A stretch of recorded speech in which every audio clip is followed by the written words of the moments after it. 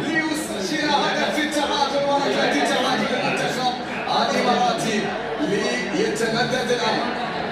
امام حماد، امام المثالي رضا محمد، ونحن المية والتسديد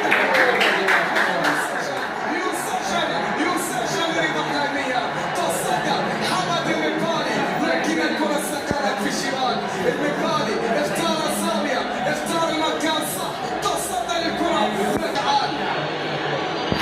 عادل امام الشحات، سلطان عادل امام الشحات من اجل تعادل الامارات او من اجل تسجيل كفة الجزائر. عادل ممتازة في وسط المرمى كانت، ممتازة في منتصف المرمى كانت، وبالتالي التعادل يبقى 5-5.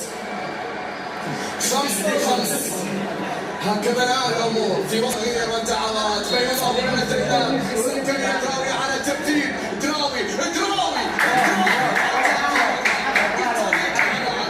بشكل ولا اشمل. الجزائري هنا يسعد، الجزائري هنا يفرح. دراوي في شباك المكاني، ركله ترجيحيه سخر.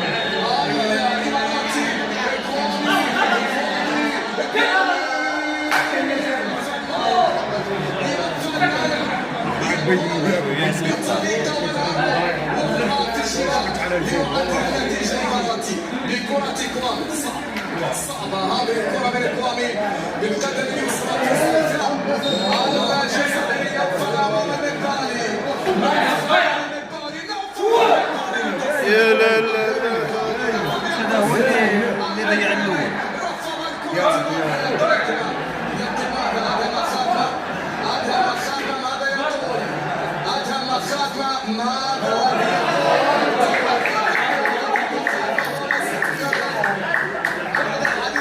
سعود. إذا الركلة والتصدي ناجح، التصدي ناجح. نعم التصدي ناجح.